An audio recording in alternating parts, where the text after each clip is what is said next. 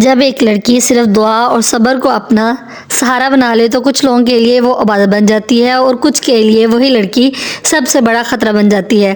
عفنان جب قاسم صاحب کے کمرے میں آتا ہے تو دیکھتا ہے کہ قاسم صاحب گہری نیند میں سو رہے ہیں اور پاس ہی رمشا ہاتھ اٹھا کر دعا مانگ رہی ہوتی ہے۔ یہ منظر دیکھ کر عفنان کا دل پرسکون ہو جاتا ہے کیونکہ اسے یقین ہو جاتا ہے کہ رمشا واقعی قاسم صاحب کا دل سے خیال رکھتی ہے۔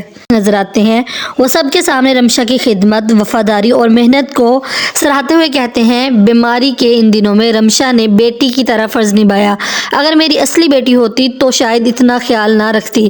عفنان اپنے والد کی خوشی اور رمشا کی محنت کے بدلے اسے پھول دے کر شکریہ ادا کرتا ہے، مگر عفنان کا یہ چھوٹا سا قدم علیزے کے لیے غلط پیغام بن جاتا ہے اور گھر کا ماحول تناؤ کا شکار ہو جاتا ہے۔ علیزے شدید ناراضگی کا اظہار کرتی ہے۔ اس کا کہنا ہوتا ہے کہ رمشا ان کی احسان مند ہے۔ پھر عفنان کا رویہ اچانک اتنا نرم کیوں ہو گیا؟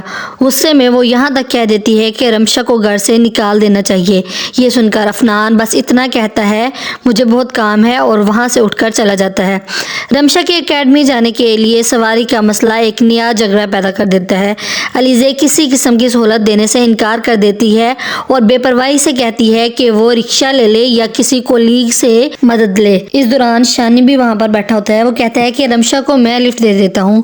رمشا صاف انکار کر دیتی ہے، لیکن علیزے کہتی ہے کہ تمہیں جانا ہے تو جاؤ، کوئی بھی ڈرائیور نہیں جائے گا، تو مجبوراً اس کو شانی کے ساتھ ہی جانا ہوتا ہے۔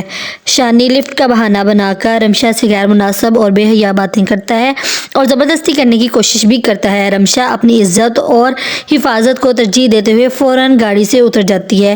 اسی تناؤ کے لمحے میں عفنان وہاں پہنچ جاتا ہے۔ رمشا پوری ہمت کے ساتھ سچ بتا دیتی ہے کہ شانی اس سے غلط الفاظ میں بات کر رہا ہوتا ہے اور یہیں سے حالت اور بھی سنگین ہو جاتی ہے۔ کیا عفنان کو رمشا کے ساتھ کھڑے ہونا چاہیے یا پھر گھر کے سکون کو بچانے کے لیے خاموش رہنا چاہیے؟ اپنی رائے کمنٹ میں ضرور بتائیے گا۔